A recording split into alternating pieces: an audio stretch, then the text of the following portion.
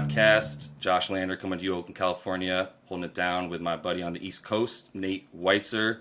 We're brought to you by Play Picks and the Lines as always. Really appreciating seeing you guys enjoying these videos. A lot of you watching out there and commenting, talking about taking our picks, stuff like that. So, if you do enjoy it, like and subscribe, and definitely comment too on what you're looking for from us. We're going to be putting out some multiple choice options for DFS lineups and things like that. So we'll keep engaging with you guys. For today, on the 7th of January, this Thursday, we've got a pretty decent slate. I think only about 5 games, which in a normal NBA season would be a decent amount. But on this super packed condensed season, Nate, this is a little bit smaller than especially compared to the 11 that we had last night. So let's get into it, and then we'll dive into a couple of these games. Yeah, and the lines are moving right now. There's a lot of early action, but what we have is Sixers minus 1.5 at the Nets. That could move a lot depending on if Embiid plays. Cavs +4 at Grizzlies. Mavs +2.5 at Nuggets.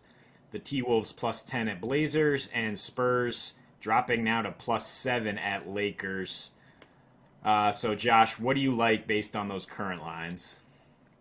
Yeah, I'll start with Philly and Brooklyn, and unfortunately we don't. The key factor here is going to be, does Joel Embiid play the second leg of this back-to-back? He played 37 minutes last night as they needed him, and initially they didn't, and then the Wizards came back on him, so he had to keep staying in the game and obviously dominating down low where no one could touch him. Look, last season Philly was 3-1 against them. I'm going to wait to see what happens essentially with Embiid.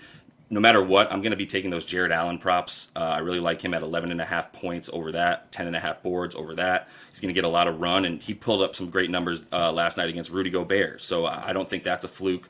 I do think the Nets overperformed without KD, and I do think that the Jazz are worse than we think they are. Now, 2 losses in a row to the 2 New York teams after losing to the Knicks last night.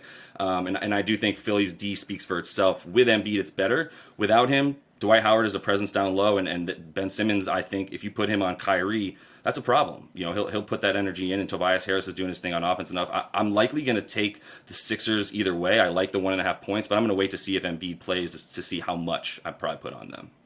Yeah, the Sixers look like a completely different team this year, right?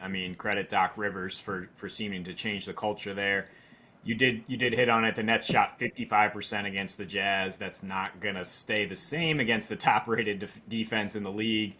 A lot of that depends if Embiid's out or not.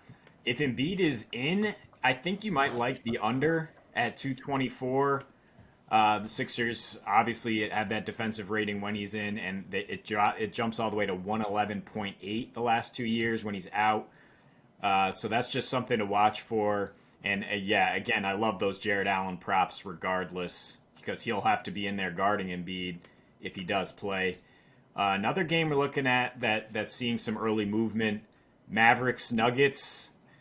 This game seems to be overvalued, at least initially, with the total. It was at 226 almost, now dropping to 224 with some sharp action. That's because these teams are not hitting the gas offensively. Early in the season, they're 24th and 25th in pace of play. 4 of the last 5 meetings between them have gone under. Luka has struggled in Denver. He's 18 for 50 from the field in 3 games. And the Nuggets are completely capable of adding to the Mavericks' continued offensive woes. I don't think either of us are ready to trust that just one good game against the Rockets, which was really a win based on their defense, is going to mean that offense is back, right? Yeah, no, I agree. I think the game against Houston, they had a lot to play for there. Rick Carlisle is still a better coach, than the youngster out there in Houston. So that was a different game than what you're going to see against the Nuggets. The Nuggets continue to at least confuse us a bit, but I will say that, like you said, the numbers for Luka against the Nuggets in the past, it's odd. They won 2 out of 3 last year in a weird season. One game had Kristaps, the other 2 didn't. And Luka didn't perform well in pretty much any of them. He had 27 in a loss, but I just don't like how he plays against and in Denver, and I don't think he has the same supporting cast this year. The holes even of Seth Curry leaving and KP still not being around. I think for what we're talking about here, I'm happy to take 2.5 points for Denver, and I'm going to leave everything else alone because Luka going off is always a possibility and scares me. But I'll keep it sort of in the central part of the country right now and move on to the other line you said was moving a lot too, the Lakers and Spurs. I saw that start at 8.5. And I really liked it for the Spurs, and I think a number of other people may have as well. They're 3-0 on the road against the spread. That's one thing I'm looking at. I do think they're undervalued, and that DeMar is playing better, as we see, with a different sort of, I don't know, ferocity, a different sort of like, I'm carrying this team. Obviously, we know what happens when he gets to the playoffs, but the regular season, I really like what he's doing. LaMarcus Aldridge, I believe, is going to play tonight. I do think that helps. I think slowing the pace down for them will help. But either way, the only thing I really feel comfortable taking there would be, the Spurs getting. If you can get it more than 7, great. If it's all the way down to there, it's gonna be close. But maybe throw them in a tease.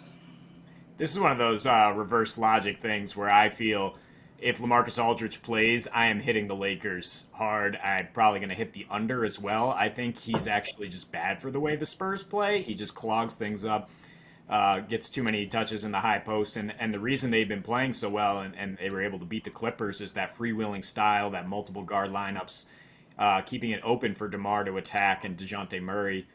The Lakers have gone under in 6 straight games by an average and by an average of 22 points their last 3.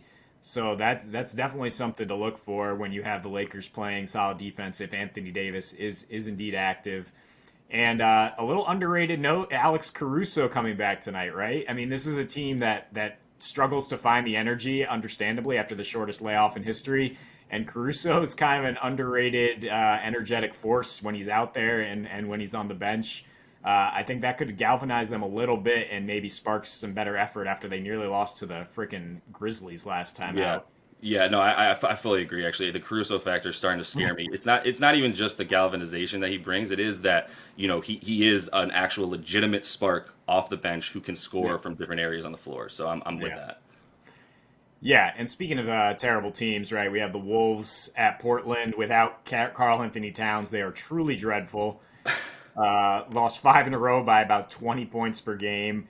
I think we're both a little reluctant to take 10 points on the Blazers at home, considering their recent struggles. But I'm looking at those two sort of embarrassing losses, giving up 62 to Steph and losing to the Bulls, as a galvanizing factor for them. I expect them to come out strong. And looking at their team prop, 31.5 points for the first quarter. Wolves give up the most first quarter points in the league. Also, Dame Lillard and CJ McCollum have some great props there in terms of them coming out with something to prove. We have Dame to get over 4.5 threes. That's plus 144 at DraftKings. And then you can be a little more conservative with CJ to hit over 2.5 threes, but that generates not as great odds. So, what do you like there in terms of props? Yeah, I'm with you. I'm scared of even taking the over because I don't know that the Wolves can score the points to get us to over 232. I think whatever you see for the Blazers team props, I agree. I like your first quarter action. I like their team over action. And then I like, unfortunately, like you said, the CJ and Dame props, a lot of them aren't getting great odds. But I feel comfortable with a couple of CJ McCollum bets who he's stepped up his game in not just the points category, but also filling up the assists and the boards and even a couple steals, or almost 2, I believe 1.5. So, he's bringing it in all different categories. I'm going to go ahead and take his overs on the points, rebounds, and assists, even though I only get minus 177 on my money. Still happy to take that at only 33.5. He averages more than that. And then the points props for him as well is at 22.5 on DraftKings. So I'm happy to take that at about minus 150 on the money.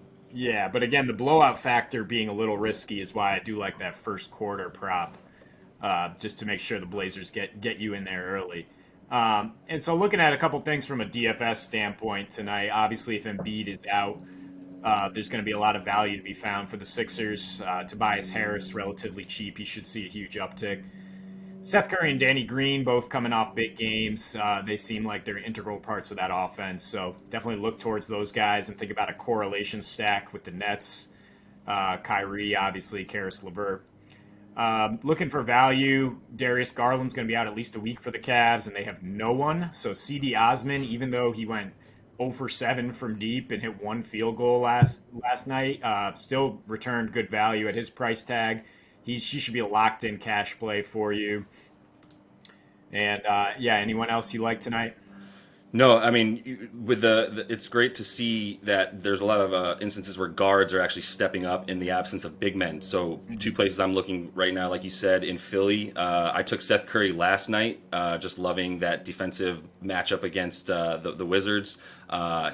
Didn't just disappoint by dropping 28 for me on I think 6 3-pointers. So feel really good about taking him again. If you watch the game, he's an integral part of the offense. He's not just someone who stands in the corner and shoots threes. He has the ball in his hands and he's able to step inside the 3 point line and make plays. I think he can fill up the stats a little bit more than just the threes, but he's great, a great daily play. And then I also like if you go to Minnesota, Malik Beasley is going to continue to put up numbers in the absence of Karl Anthony Towns. You should be able to get him very, very cheap on the money for how many points and other stats, honestly, that he's filling up around, going crashing the boards as well, with the ball in his hands as well, with some assists. So Malik Beasley, someone that against a struggling backcourt on, especially like I was saying to you earlier, if he's going to come off the bench and play against that Blazers second team that has both Carmelo Anthony and Enes Kanter, two of the worst defenders at their respective positions in the entire league, I feel really good about his ability to score on that. Yeah. So yeah, guys, let us know who you like tonight with DFS. The Sixers stack hit huge last night, so throw out a couple options from that game against the Nets. Could have some great returns there in a nationally televised game. We thank you for watching, and yeah, please like and subscribe and keep getting those winners here.